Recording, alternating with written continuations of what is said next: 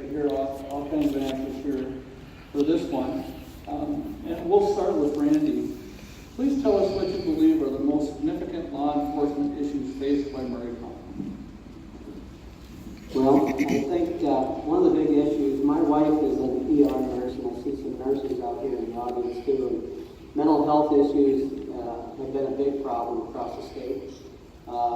Not just the fact that we have more people dealing with mental health issues, but having beds to take them to.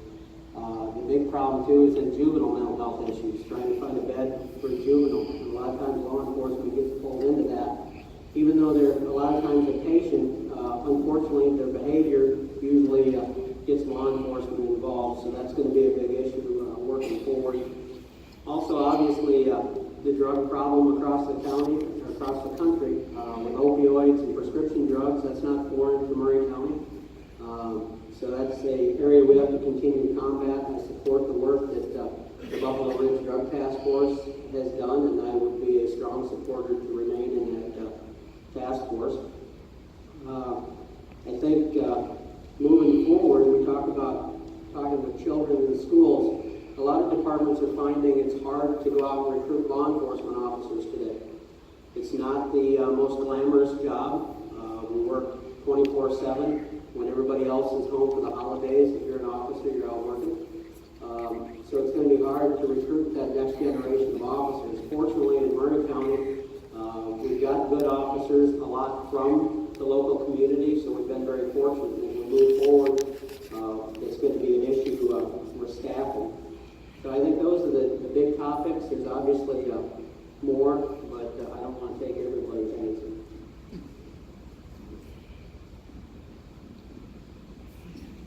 I like this is an open question. I'm going to go on a little different. Randy covered a bunch of good issues that we have. Mental health is definitely huge. Right now, just specific to issues that law enforcement in Murray County has, and specifically the Sheriff's Office, I think I'm going to go to what Aaron said. A lack of trust right now is a big issue right now. And there's scientific studies and things that have been done to prove this, but a lack of trust can be the single biggest expense to a business, to a company, to a county, to a government. We can see that right now. There's not trust between the Sheriff's Office and the commissioners, and there's a lot of reasons, rightfully so, maybe in both directions. It could be. The deputies need to be able to do their job without outside interference. The Sheriff's Office cannot be micromanaged by a county commissioner or by a county commission board. They have to be secure in their jobs. I know there's been some change here just recently within the last board meeting, but before we had 3 deputies working full-time hours that weren't classified as full-time employees. The Sheriff's Office does need those employees there, and they need to be filling those hours and filling those shifts. There's no reason that these deputies that are working part-time, or classified as part-time employees, not sure if they're going to have their jobs going forward. They need to be classified as full-time employees. I know that one just recently got moved and another classification got changed. But they're working full-time hours, they need to be full-time employees. They need to be comfortable in their job and feel secure. They do a better job, they're going to go out and perform better if they're not concerned about losing their job. Recruiting is a big thing. We can't afford to lose the officers we have. So if we got guys that think that they're part-time and their job might be in jeopardy, they're gonna disappear and leave, and we can't have that. We need all these guys to stay, especially we got local guys that know what's going on here. So it is a big expense to not have trust there. We can see that just in the money that's being spent right now.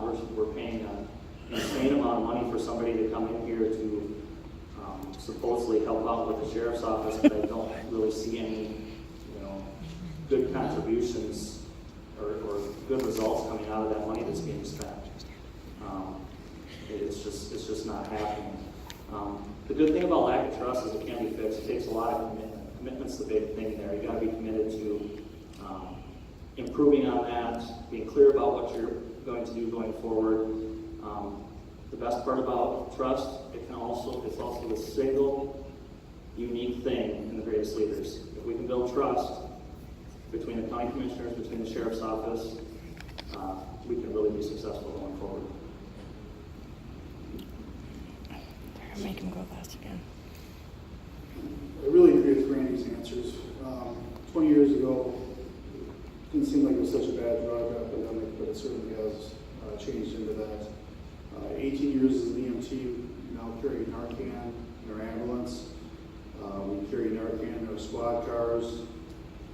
We have a meth problem, marijuana problem.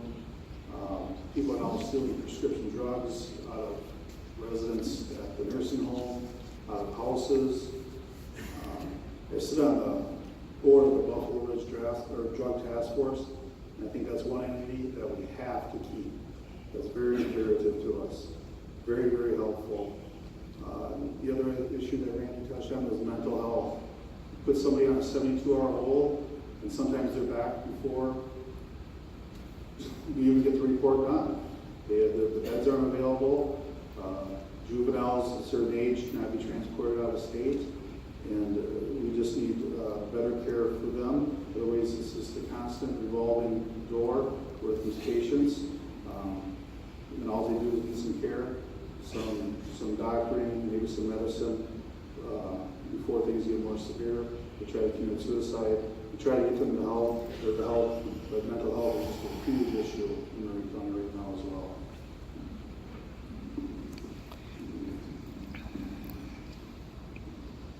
You guys are challenging me last again. Stay with Drugs us are for always a last. concern and still a significant law enforcement issue. The drugs aren't going to go away. We started the drug task force, myself, some other agencies, we developed the Buffalo Ridge Drug Task Force, and that is, I've been up with that since inception. Over the years, this task force has received many awards for the work that they do.